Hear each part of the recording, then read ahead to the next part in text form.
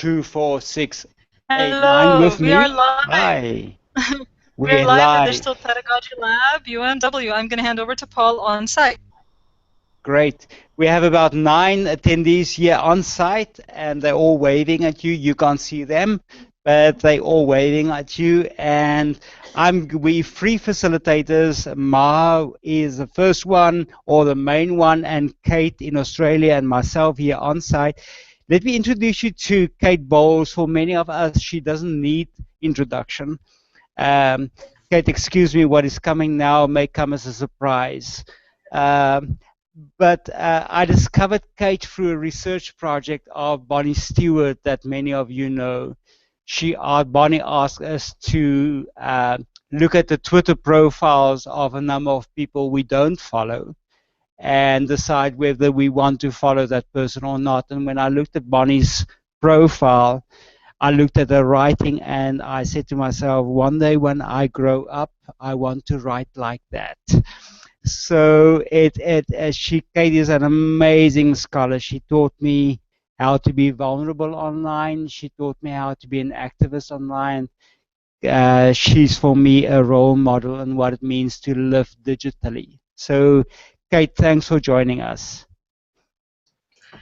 Thank you so much, Paul. That is beautiful and right back at you. We decided when we were organising this workshop that we would introduce each other rather than introduce ourselves. And so I'm going to introduce Maha to you. And again, I think it's when someone needs no introduction, actually they most need an introduction. So Maha, this might come as a surprise to you. The first recollection that I have of encountering Maha online was someone with whom I slightly disagreed. And I slightly disagreed on the balance between parenting and being an academic. My children are older. I've been an academic for a long time. Maha was advocating for better inclusive practices at conferences for academics with young children. And I was advocating for academics remembering sometimes just not to go, just be with their families, because I was in that space myself. What I learned about Maha was that she is extraordinarily open to different points of view, more than anyone else I have ever met. If you come at her with a hard pushback on something that she's passionate about, she will give it the fairest hearing. And a couple of days later, on her extraordinarily prolific blog, she will have a blog where she thinks about this idea that you gave her. Maha for me is a role model in reflexive practice and in taking feedback from other people. And I'm so grateful for her invitation to join you all today. So I'm going to hand over to Maha. I've got like goosebumps and tears. Thank you so much, Kate. That's so beautiful. I didn't really think of myself as that person who's that open to different points of view. So it's really interesting to hear that from your side. So I'm going to introduce you guys to Paul. And the first time I noticed Paul existed in the world was around sometime, was it late last year, I think. He was organizing a conference called ICDE UNISA. And I noticed that there was this conference in Africa where he had these 5 female keynotes. He had Audrey Waters, Tracy McMillan Cotton, Laura Chernovich, Joyce Seitzinger, and my boss. Now, if you don't know like half these people, these are like, my boss is not really very well known, but she's a wonderful person. So the fact that he recognized that is a good thing. And the other 4 are really big names in edtech, and he managed to bring all these 5 people to Africa. I'm like, this person is like Jesse Stommel quality type of person, right? You can get all these wonderful people in one place in Africa. And I got really interested in the conference itself and just tweeting to Paul, but like he wasn't someone I knew, right?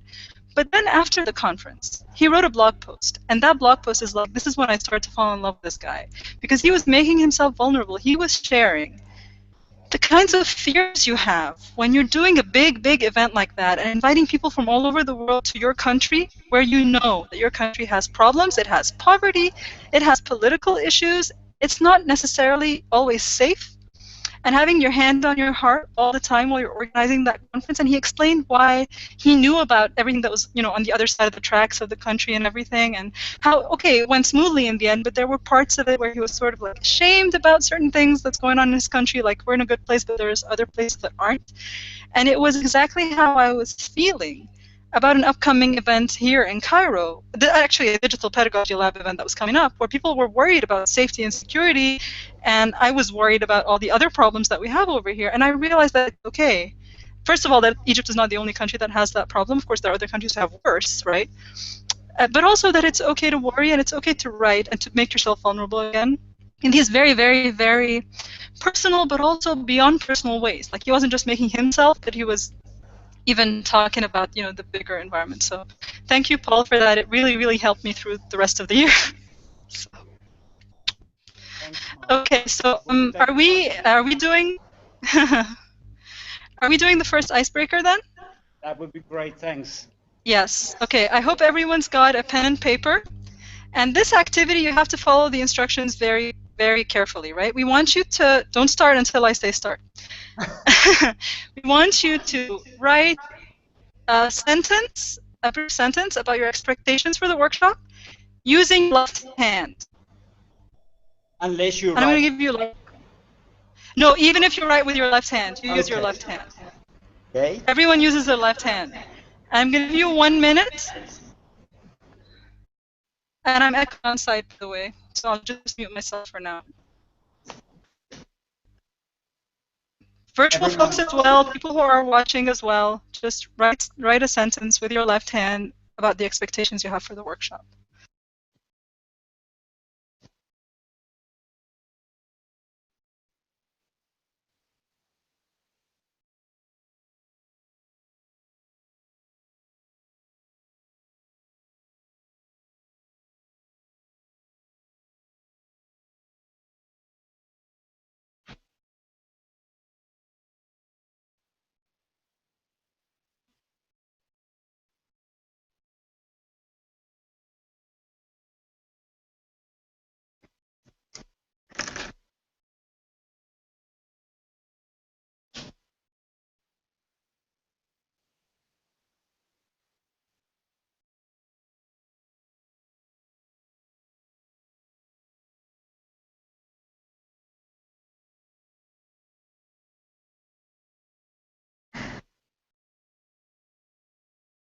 Okay, are people done? I think, could people on site or people online can just actually show what they've been. This is me. And you can tell something about myself from this, right? What can you tell about me when you look at mine? Hi, on site folks. Yeah, I'm left-handed, right? Anybody else left-handed? There's one person here that's left-handed. She was smiling all the way. Yes. Okay. So why do you guys think we did this activity? And you can either talk or write in the Google Doc, whatever you're comfortable with. And this is for everyone on site or virtually. But maybe let's give on site folks a chance to say how they felt doing this. And then I'll give folks virtually a chance. And anybody can write in the Google Doc while we do that. I'll also open that up. Okay, so can I put people on the spot? Miriam, how did you feel? I was giggling a little bit to myself because this is a trick I use when I want to get a little closer to what I'm really thinking, like where I have to force honesty out of myself because it's not easy to do. So I was doing it yesterday, so this is so funny that you asked us to do this again. Okay. Does someone virtually want to express? Oh, someone else wants to go ahead. Someone virtual can go. Does someone virtual want to share how they felt writing that? Can I unmuted myself. First and foremost, my writing looks like I'm about 3 years old because I'm writing in right-handed, and then I had to go find the ink pen. Well, I wrote, I expect insight and of course somebody would ask, well, what do you mean by insight? Perhaps the proper word instead of expect, I seek insight in terms of, well, what's everybody else doing? A lot of times I've picked up things from whatever I've read, whatever I see other people doing, in my department. But in a lot of ways, I kind of feel as though I'm sort of floating out there when it comes to doing anything having to do with digital pedagogy or doing anything in virtual space that involves classroom learning. I don't know. That's Okay, and you couldn't write all that in the document, right? You just said insight. Now why? That's the thing, right? Because you're uncomfortable. You couldn't really express yourself very well. Well, insight, because in many ways I feel as though I'm a beginner. I'm continually restarting. I feel as though I'm continually restarting and rebooting and rethinking my approach. I don't know. Okay, I want to give someone on site. I think someone on site also wanted to contribute, so I'm going to let them talk, and then we can move on to the. She's got such a beautiful smile. I have to go to her. I'll show you her card. Thank you. Oops. Thank you, Paul. No, I was just thinking that it's going to take so much longer to write what I wanted to write. I'm not even going to get to the second half of the thought that I was thinking.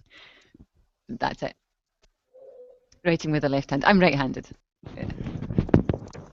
Are you Irish? Scottish. Scottish. Sorry. I used to be good at that, but not anymore.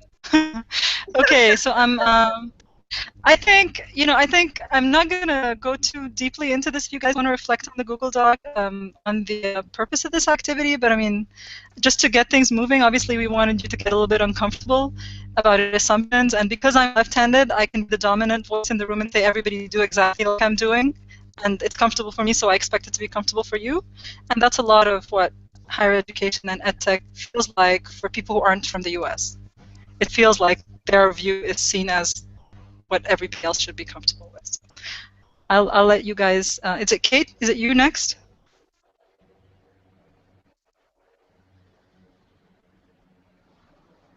Kate, you're muted. Unmute yourself. There we go. I was looking at a different document. Hello, everyone. We were going to ask you now to think about what you know about the places that we're from. And the reason that we wanted to do this is because this is often the first thing that happens when international network learning is set up, that you form a rapid first impression about a person on the basis of their country. So in the Google Doc, there's a small table under question 4, and we just wanted you to pop in your very first thought. What do you know about Australia, South Africa, Egypt? Anything at all? And I'm loving that the landscape is first in Australia. So, we'll give you a moment to do this, just to anything at all. And if you know where you got that impression from, perhaps pop that in brackets too.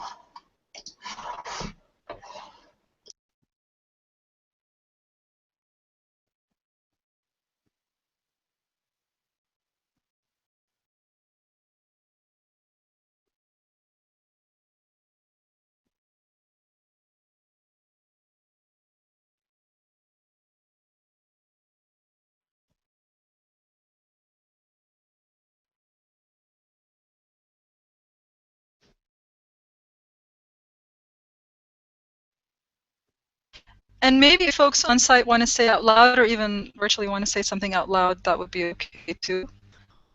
So that I'll also put up I'm going to screen share the Google Doc, so for people who are watching who aren't in the Google Doc, maybe they can take a look at that as well.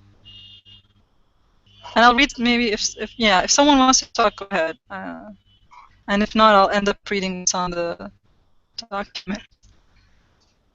I'm going to hop in. I'm really thrilled by what I'm seeing here. These are such interesting things. There are a range of things here. When I first met Paul, I had all of these thoughts about South Africa. When I first met Maha, I had all of these thoughts about Egypt. I was embarrassed by not knowing the names of any major political leaders in either country, very little about the economy in either country. And I had those first impressions that Maha talked about in relation to risk about both countries. People commonly say about Australia that the risk is going to come at you from the wildlife. But I had a thought that in South Africa and Egypt, maybe there were issues with safety. And I have no idea where exactly those impressions formed in my mind.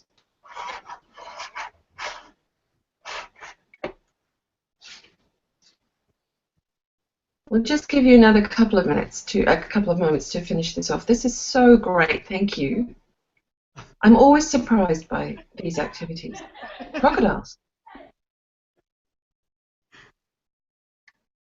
And if you finished with that one, there's a little survey just under the table. It was just above it, but I moved it under it, where we test your knowledge about us, which there are not things that are publicly necessarily known about us, so we're just asking you to guess some things. So if you're writing that part, you can answer that survey, and then I'll share the screen showing the results, and we'll tell you what the real answers are.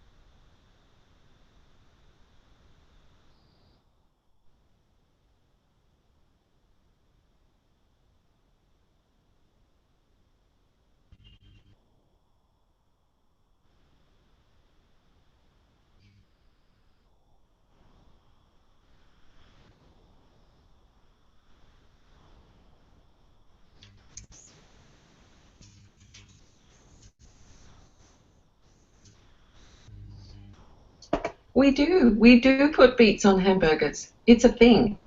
At McDonald's in Australia, this burger is called the McOz, and it has beetroot on it. And this is McDonald's attempt to capture a local dining experience, which is that if you go to a small burger bar in Australia, you'll get beetroot on your burger. And so McDonald's have grasped this, and they have made a McOz just for us with beetroot on it. I love that you know that. I am particularly proud that the pyramids appear really late on the Egyptian, and the Arab Spring appears pretty late too. And yeah, that's really interesting for me. And the person who wrote Cairo Traffic is probably someone who's been here, am I right? I'm really thrilled that someone has written Nauru documents under Australia. I think this has to do with Twitter. The Nauru files have been trending on Twitter in Australia, and sometimes what trends here we're able to push out into global trends. It may be my fellow Australian who wrote that, but I hope that it's someone from outside Australia who knows that we have just been exposed to some heroic whistleblowing from inside our offshore refugee detention centre, detailing extraordinary abuse of refugee children in our care. And that's the kind of thing that you don't tend to know about Australia, this particular political crisis that we have here around our management of refugees. And I'm thrilled, actually, that that is right up there above some of the more obvious flora and fauna. Okay, we're nearing 25 minutes past, so I'm just going to ask Paul if he wants to maybe also comment on what's been written about South Africa. And then I think We'll comment on the survey and then move on to the next part. Paul, are you there? Yes, I'm here. I'm particularly proud, and I didn't write it. Hostility towards LGBTI people is first. Whoever wrote that, bless your soul. But yeah, and then sharks, and maybe there's a relation between them. And yeah, interesting stuff. What I expected to see some xenophobia, but it's not there, so I'm really relieved to see it's not there. But otherwise, a good overview of cuisine, geography, art, curios. I expected Nelson Mandela to be first, to be honest. Yeah, so that's from my side. Okay, I think what I'm going to do now is share the survey results and then let you guys know question by question if you got it right. Is that good? So there's a trick question there, actually. So it's a little bit unfair that we did that, but it also makes for a very interesting session. So the first question was, who was born in Australia? And can everybody see my screen? Can someone just say that yes, they can see the screen? Yep, we can. Great. Okay. So who was born in Australia? We got 80% of people said Kate, and 30 said Paul, and actually none of us was born in Australia. Ha! Trick question. Right. Who is living in the country he or she was born in? For some reason, people thought that was mainly me, but it's actually the person you guys voted the least for. Paul is the only one who's living in a country he was born in. Who has lived in the UK? I don't know why everybody knows, probably, that I probably wrote about it on my blog or something, but yeah, I did and Kate did, because Kate is originally from there. And who was born in Africa? You guys got that wrong. Yeah, Paul was born in Africa, and Kate was born in Africa. And Kate can say quickly where that was, but I wasn't born in Africa. I was born in Kuwait, and Kuwait is in Asia. Kate, you want to tell them where you were born? Yeah, I was born in Kenya. My parents were colonial educators in Kenya, so my own career as a critical pedagogy educator has been really marked by the knowledge that I come from a family deeply embedded in racialized colonial education in East Africa. For me, what's interesting here is that when we come to international networked pedagogy, the kind of classes that we've all set up, very often we jump from where you are to where you were born, and as we make those jumps, we're very often making cultural assumptions about who you are. And particularly, I think, because international network pedagogy has been pushed by things at very large scale, MOOCs, there's very rarely the opportunity to sit and say, no, really, tell me about yourself, because we're dealing with people at scale. And at scale, what we discover is that country of location and presumed country of origin stand in for biography all of the time. And this is why we wanted you to do the exercise with the top of the head impressions that you have of our three countries, is that then under those circumstances, this swirl of global media impressions, stereotypes, shorthands for countries becomes a person's biography. We are inevitably trapped in it. So we wanted to just kind of kick off with these exercises, partly to give you a sense of some of the things that have caused us some of the difficulties in the international pedagogy that we've organised. So we're now going to transition quickly to some stories that we're going to share with you about our own experience of leading typically small-scale or being part of online and internationally networked things. And we decided that we'd try to share with you some experiences of failure. And so we've linked 2 articles in the Google Doc for you to look at that are recent articles on learning from failure. I don't know about you, but I always find it easier to engage myself in trying to think of constructive propositions. If someone's talking to me about something that went wrong, if someone's just showcasing something that was fabulous, I don't know, my eyes roll back in my head. And I'm reflecting on all of the times that I tried things that didn't, quite work. So we're now going to move fairly quickly to that section, and I'm going to begin. When I first started teaching, I immediately started teaching internationally online. This was back in the 1990s. My first experience of leading an internationally networked class was on IRC, and that's how before the web it was. We had no learning management systems. Email was a novelty. And I was very influenced by a book by a pair of educators who had thrown their classes together in Finland and the United States to talk about media philosophy.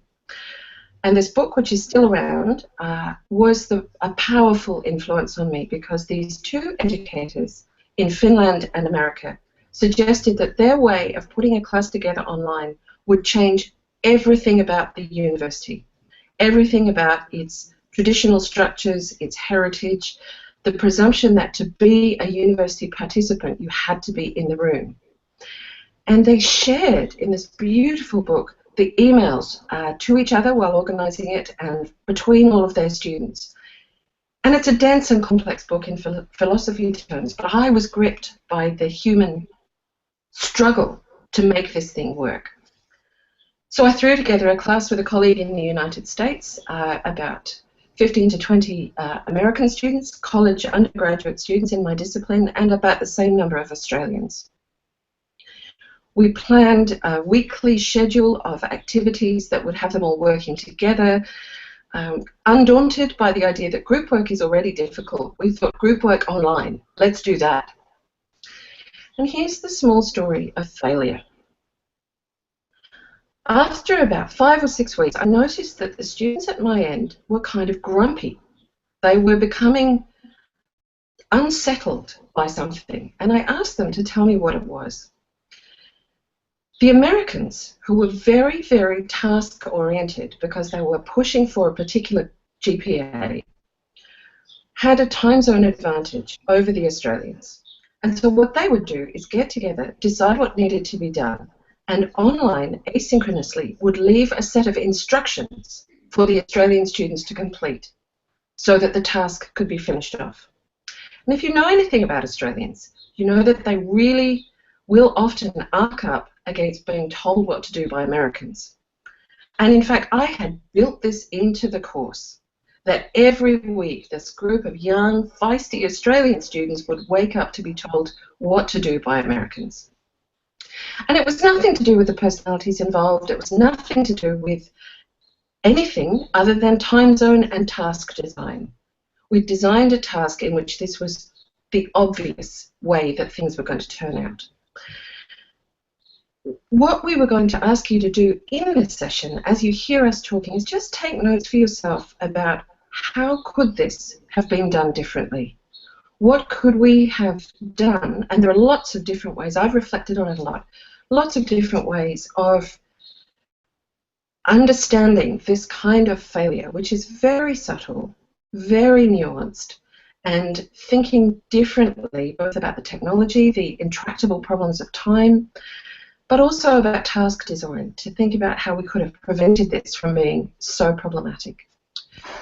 So that's my small story of failure, and I'm going to now invite Paul, who's going to talk to us about an experience that he had. I'm thrilled that people are writing on the document. That's really exactly what we were hoping.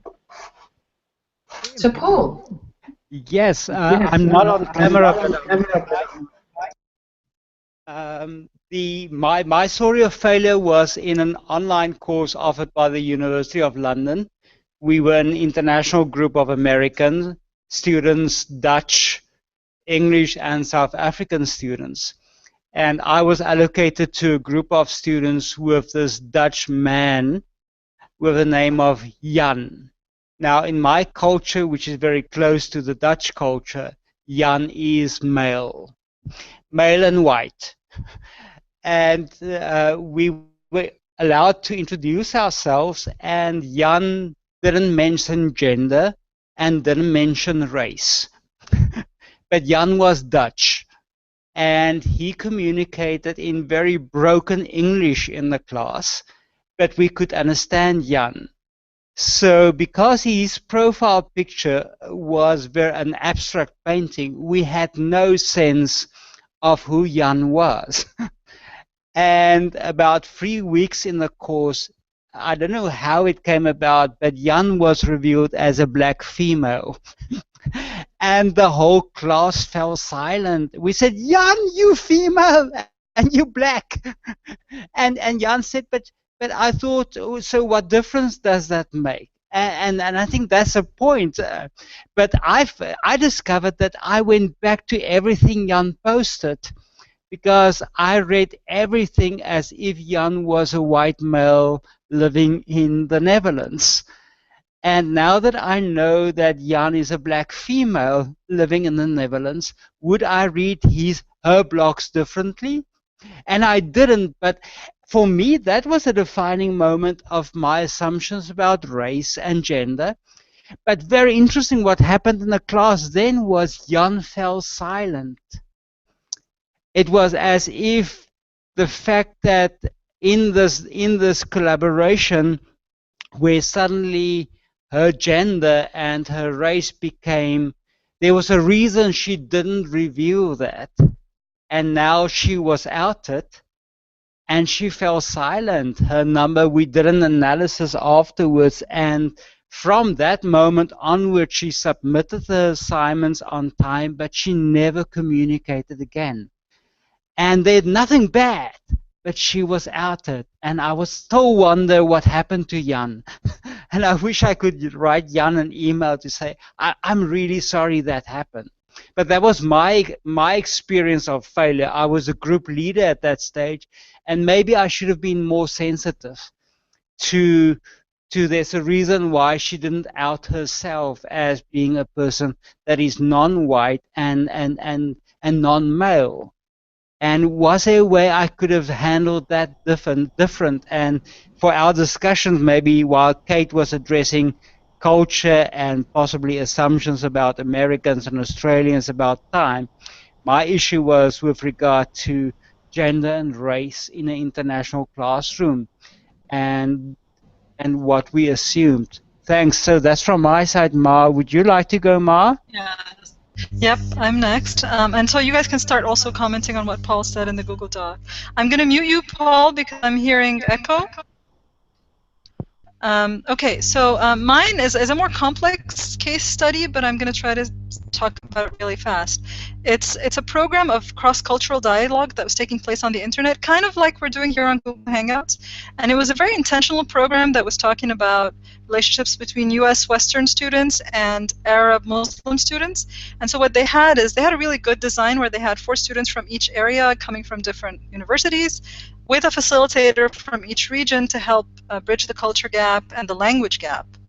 But the problem is, first of all, the conversations had to happen in English. And so what ended up happening is that even though facilitators offered to translate for someone who did, it privileged the student who already understood English very well. And that's a very particular kind of Arab and Muslim who is more elite and already westernized.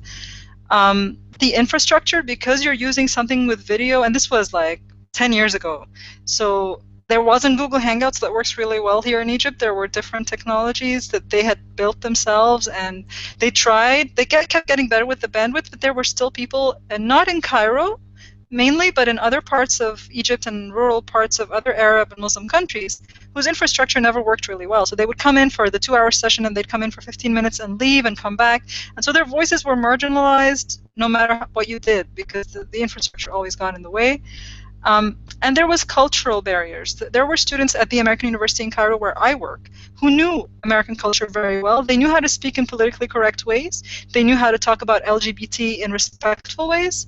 And they were able to have a conversation with the American students much better than the students who didn't have that kind of cultural background. And there were so many misunderstandings because of those things. And even though in those sessions, I was a co-facilitator at that time, and I was later a coach, and even though we tried to recognize these power dynamics, recognizing them and actually overcoming them is such a completely different thing. And here I am right here, doing the same thing, virtually connecting using Google Hangouts that requires both the cultural capital to feel comfortable being on a hangout like this one being live streamed in public, and also having the technology and the digital literacy to be able to do this. And it's inclusive in a way, but it still excludes a lot of voices from being part of this. So I'm going to stop here, and I think what we can do is folks on site can start talking out loud about the kinds of ideas they have for how do we solve these problems and how do we move forward to a more inclusive, globally networked learning. And then folks virtually can, so on site, Paul, you should probably mute us so that you don't hear us, and then I'm going to invite people with us here in the Hangout to express themselves, and I'm going to, maybe Kate and I are just going to take a step back and listen to you guys. So whoever wants to go first can go first. We have Andrew, by the way, who came in, who's an undergraduate student, so I'm just really happy that he's here. But so everyone introduce yourself before you talk so that people know who you are, and then say whatever you're thinking. And I also just want to say, in the Google Doc, you'll see a link to a Padlet.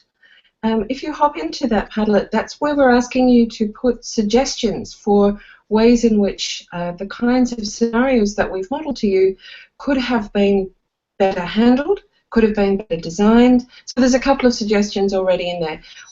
If you're not familiar with Padlet, you just hop on in, and there's a plus sign in the bottom right-hand corner. You just hit plus and put in a simple, it's a text field, and you can drag and drop your thing around. So while you're discussing, if you want to just hop into that Padlet, it's a great, simple tool for collaborative writing online. I'm sure you're all familiar with it. Okay.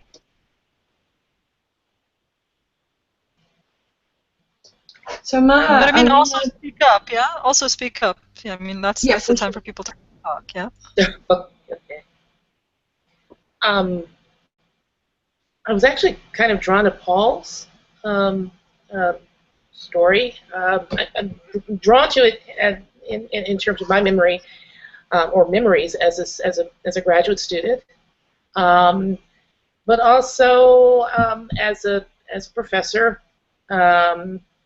Dealing with colleagues and dealing with students and student dynamics. And in a virtual space, you would think that that race would matter, or gender wouldn't matter, or nationality, but there are always tells, especially if you are an English professor, or if you're dealing with creative writing, if you're asking someone to relate a particular story, and inevitably your nationality will somehow emerge.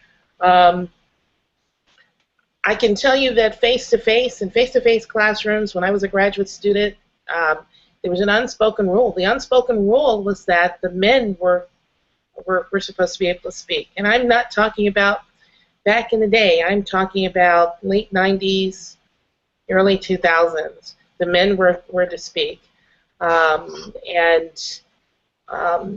Definitely, I felt as though there was a sense of discomfort at me speaking up at anything, and I actually had a couple of professors basically say, well,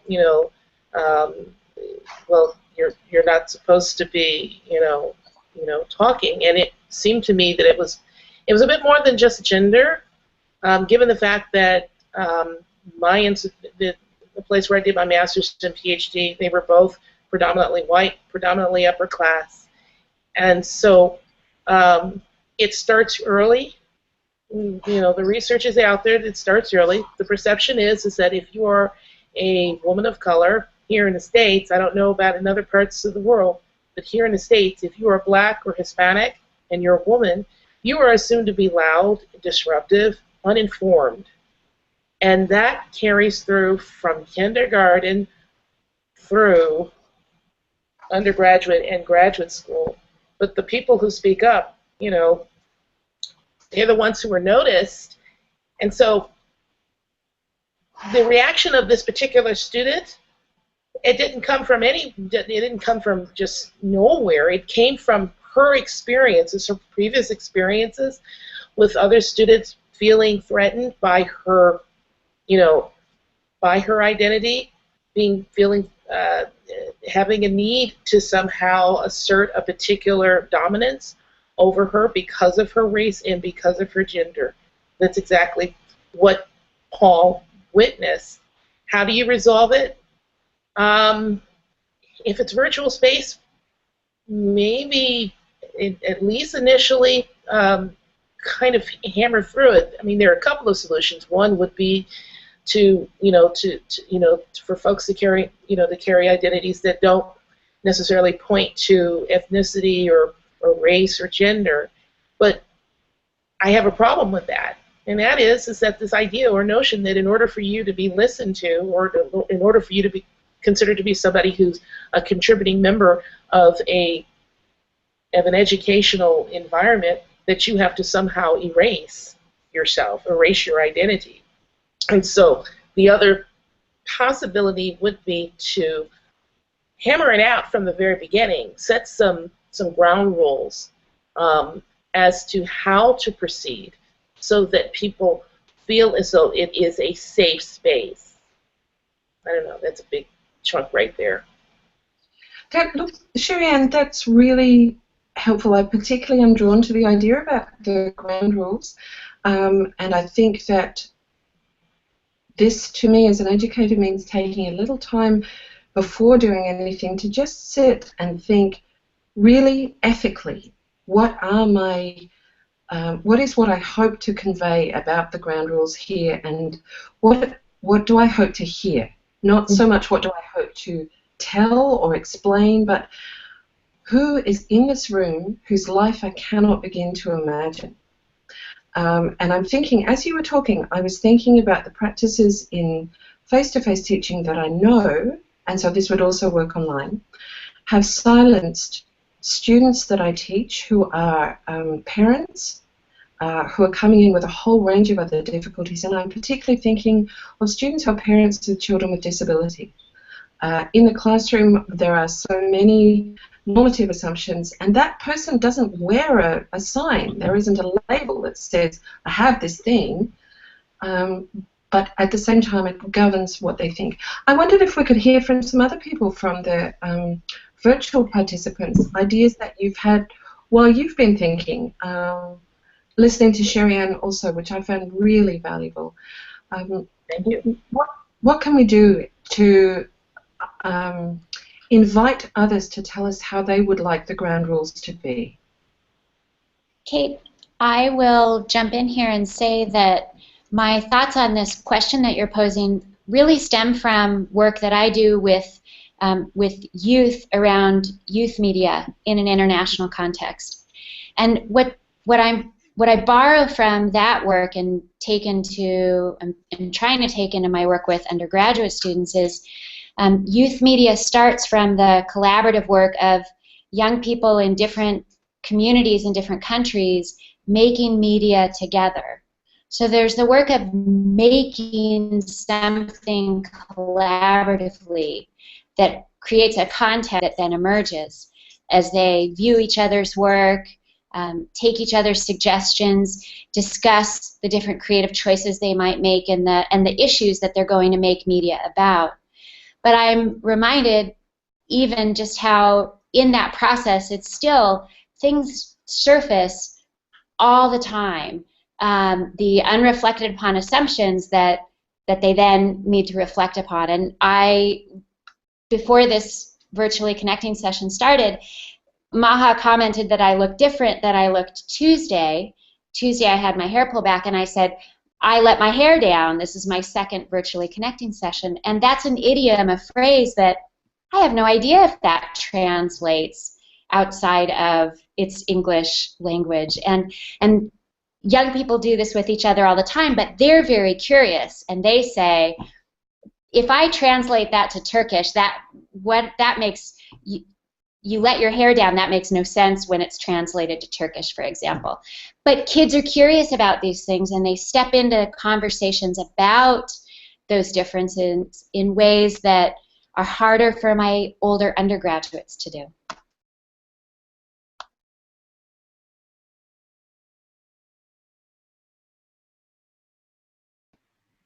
I think I just want to jump in at this stage and say that I find this concept of the ground rules fascinating simply because I think implicit in the notion of ground rules is that it's something being received. And I love what you just said, Laura, because what you were talking about was collaboration. And I think if we all come to the table as partners, collaborators, and co-learners, then ultimately we can come up with a sense of the community we want to build together and the learning outcomes that we have in mind as a community. So I think it's a kind of paradigm shift away from a notion of rules on the ground level that are received and a sort of coming together roundtable style to negotiate what the community can do together. That's not easy, though, God knows. And then when you throw in the challenges of cultural translation, technology and distance, et cetera, I can imagine we have a lot to overcome. But that said, I think that that spirit of collaborative recognition of what we're all trying to do together is an important place to start.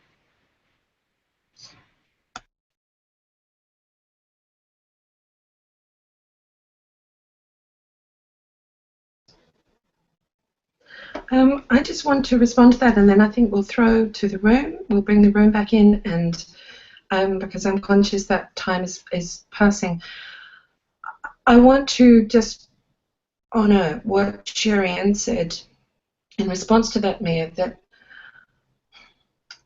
because I think you've hit on the most difficult thing. We want to be collaborative. We have an instinct to bring everyone to the table on equal terms. That's in our hearts. And it's precisely in that moment of community formation that we may unintentionally trigger all sorts of cultural contexts of exclusion and silencing for another person. So that even though our own invitation is really open, really genuine and grounded in our principles, another person may, for whatever reason, experience this as relatively disempowering. I'm like you. I don't particularly like rules of any kind, but I've become aware that when you make a kind of game with no rules, some people will always instinctively be advantaged by that. There are personalities, there are types, there are individuals who will dive right into that and love it, and there are others who will exclude themselves from it. And so community formation is always treated as a good thing, except when you're on the outside of the community that forms. Now, I'm conscious that we need to jump right on to closing this out because we have another group of colleagues coming for the final 30 minutes of our session to talk about exactly these issues in the United States. So I'm thinking that this is the moment to bring the room back in. Yes, Oh, except that he can't hear us because we're muted. So I'm going to tell Autumn about this. Now, one of the issues is that because we had a presentation earlier, there was very little time for people in the room virtually to express themselves. Hopefully, in the next session there'll be more room to talk. But I hope I know that Jamila, for example, contributed to the Google Doc.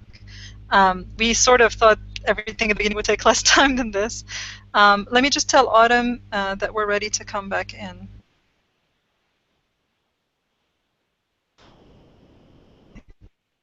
I'm also so appreciative of the contributions that you're making on the Google Doc there.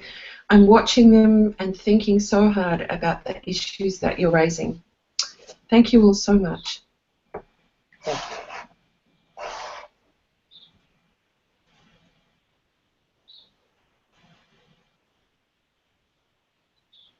There's stuff on the Padlet as well. I'm going to do a screen share of that.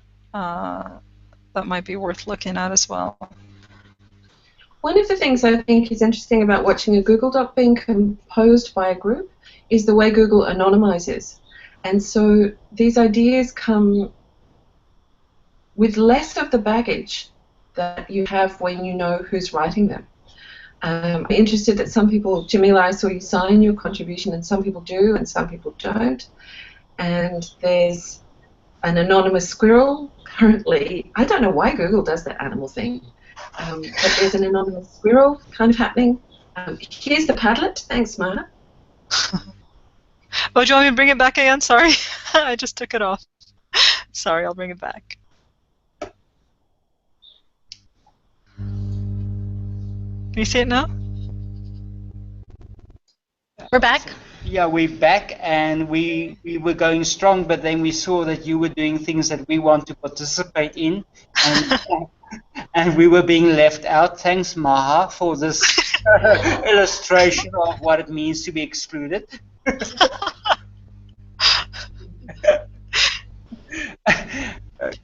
You go, Maha. So we've actually got 5 minutes to wrap up, I think. Kate, would you like to just sort of wrap up what happened on the virtual side, and then maybe Paul can wrap up what's been happening on site, and then we can leave and move on to the next conversation where hopefully everyone will have more time to talk. In the virtual discussion that we've been having while you've been on site, we've been focused a little bit on the question of whether or not it's reasonable to set up rules ahead of the formation of a community. And we have two sets of ideas that are still a little bit in tension with one another. The need to set up rules and the hope that we can proceed collaboratively without setting up rules, and the realization that both of these positions have strengths and weaknesses, and that as critical educators, one of our hopes is really to try to find the best approach for a circumstance. But I've learned a great deal from hearing about Mia's ideas about open collaborative community formation and Sherian's ideas about the need for ground rules for some participants. And there have been contributions from the virtual participants onto the Google Doc. Paul, what's been happening in the room? Okay, thanks, Kate. I'm asking Miriam to give feedback. I'm moving to Miriam. You will be able to see in the distance, Miriam. Thanks. Hi, everyone. I may not include everything that people said, so you'll have to chime in. I think we were talking about the implications of knowing student identities, and it was interesting to learn from one of the participants. I don't know your name, Camille, that she has had students that she hasn't known their gender or race or other identifying characteristics for more than a semester, perhaps, and has had to neutralize in some way how she thinks about them, and that has been an interesting dynamic. In another case, we were talking about what it means to deal with people who are in another time zone, because Maha, you brought that up, and I think that was really that's something that sometimes on the U.S. side we don't think about enough, and often we're worried about our own inconvenience possibly when we're the instructor dealing with that dynamic. And then we got into a discussion about how one might provide for equity, and we had ended with the idea that people could talk about the conditions under which they are doing their instruction or their learning, and then that was challenged because maybe no one wants to have to be in that position of being the person whose conditions are perceived as more disadvantageous or a barrier. So is that something to share with the instructor privately? Is there a way for the instructor to communicate that in an equitable way? We sort of left it in a question. Great, Ma. So that's from our side. All right, thank you, everyone. And I want to know if Chris and Anne-Marie for the next session are already there, or are we waiting for them? They're here? Yep. Okay, Yep, great. yep. Okay, so thank you, everybody, for this session. Kate and Paul and I developed a beautiful relationship working on it on 3 time zones in 3 cultures. So we know that globally networked learning does work sometimes, just not usually in the way that is hyperbolic that we read about in the media. And of course, we have people in this session from Austria, Brazil, the U.S., and here in Egypt, obviously. I was going to forget myself. And so we're going to go off the air for this one, and we're going to go back on the air with Chris and Anne-Marie in a second. So you'll get another link if you're joining that session in your email in 1 minute. Bye. Thank you very much.